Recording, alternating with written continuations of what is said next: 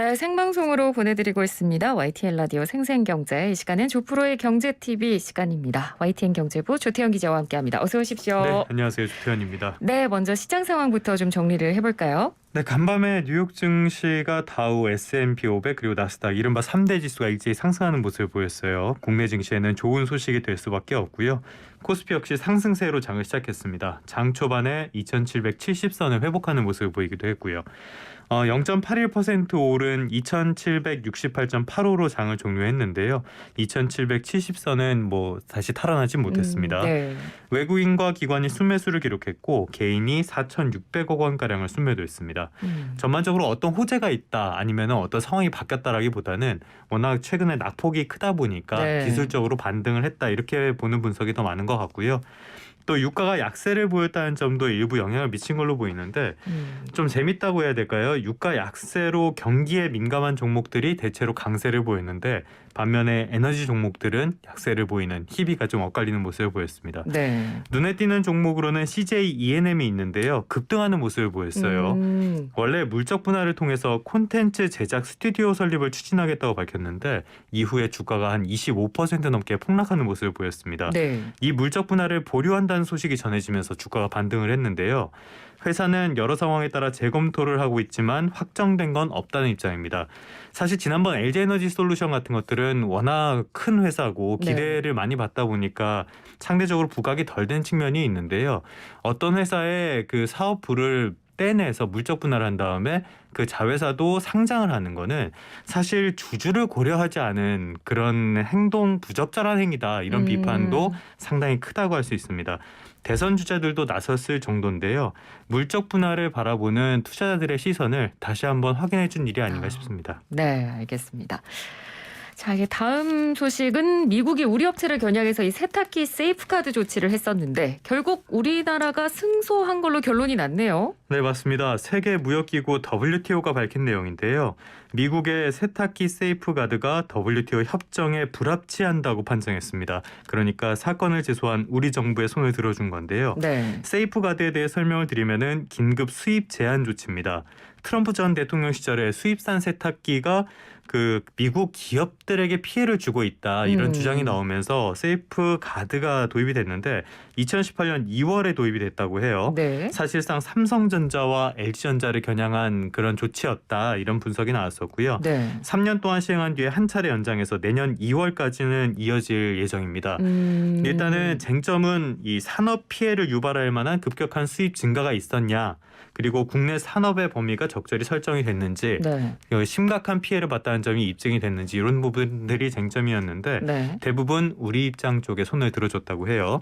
국내 제품 수입이 늘어서 미국 회사들이 피해를 받는지에 대해서 논리적으로 제대로 설명하지 못했고 네. 그 자료도 미흡하게 준비를 했다 이런 평가가 나왔고요.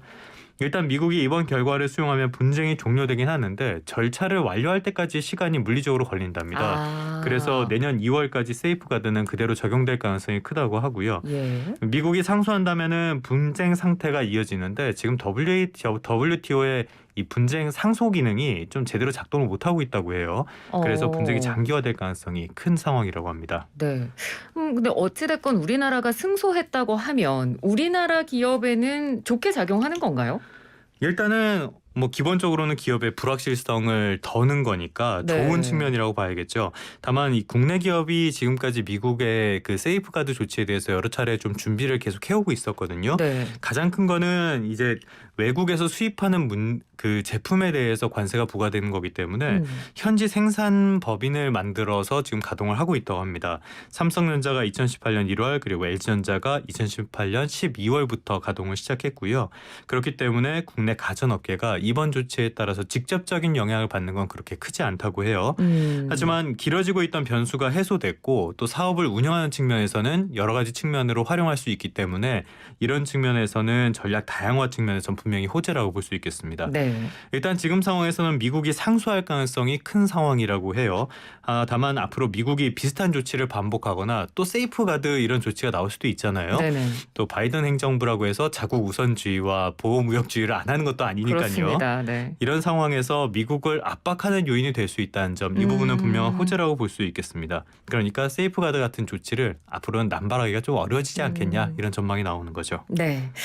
알겠습니다. 자, 이 서울에서 주택을 사들이는 외지인들의 비중이 늘었다. 그러니까 이 외지인이라는 건 한마디로 서울에 안 살면서 그렇죠. 서울 안에 예. 있는 집을 산다는 거죠. 맞습니다. 네. 이 부동산 정보 업체 한 곳이 한국부동산원 자료를 분석해 봤는데요.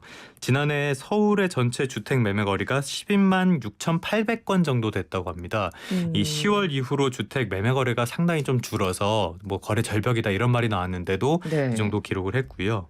이 가운데 서울에 살지 않는 외지인의 매입 비중이 34,400건 정도입니다. 그러니까 비중으로 따져보면 27%가 조금 넘어요. 이게 2006년부터 한국부동산원이 관련 통계를 집계했는데 그 이후로 역대 최고라고 합니다. 예. 특히 문재인 정부 출범 뒤에 좀 빠르게 상승하는 추세인데요. 2016년에 이 비중이 17%였고요. 네. 문재인 정부가 출범한 게 2017년이었는데 그때 19.3%로 올랐습니다. 지난해까지 해서 5년 연속 오름세가 이어지고 있고요. 네.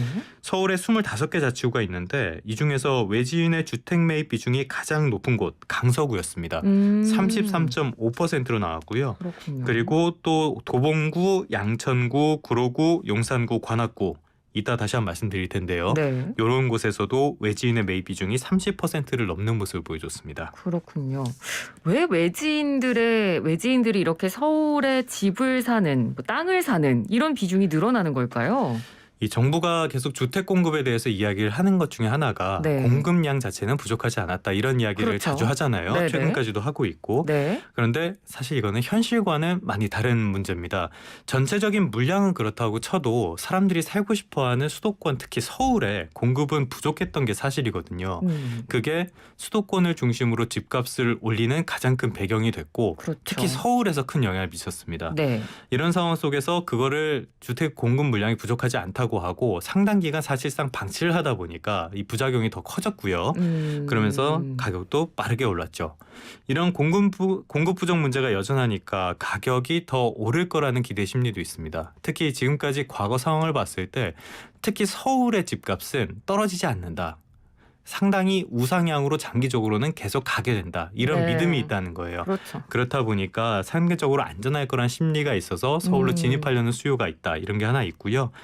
또 하나는 서울시가 추진하는 오세훈 시장의 도시정비 사업 활성화에 대한 기대감도 상당 부분 작용을 한 것으로 보입니다. 네. 전반적으로 보면은 이 서울의 외지인 비중이 커졌다는 이 점도 똘똘한 한 채 많이 들어보셨죠. 네. 이 선호 현상의 한 갈래로 볼 수 있을 것 같습니다.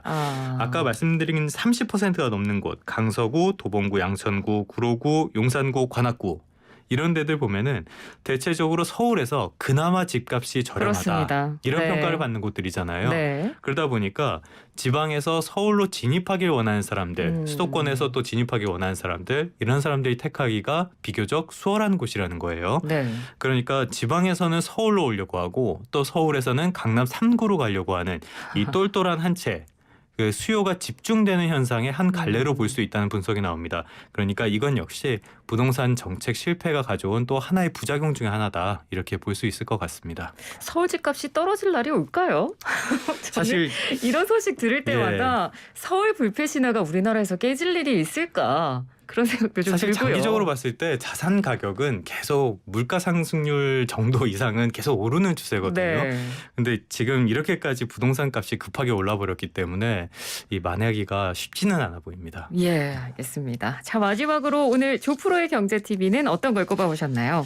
앞서서 CJ ENM의 물적 분할 말씀을 드렸어요. 네. CJ ENM이 물적 분할을 재검토한다는 소식이 전해지면서 지금 주가가 다시 오르고 있다는 거거든요.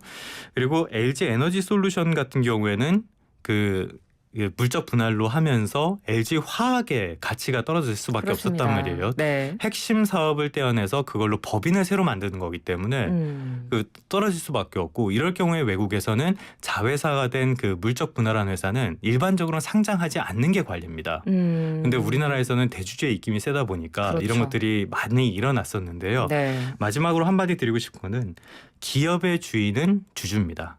그 생각은 하고 경영을 좀 해주셨으면 합니다. 네, 알겠습니다. 오늘 말씀 잘 들었습니다. 고맙습니다. 네, 감사합니다. 네, 조태현 YTN 경제부 기자였습니다.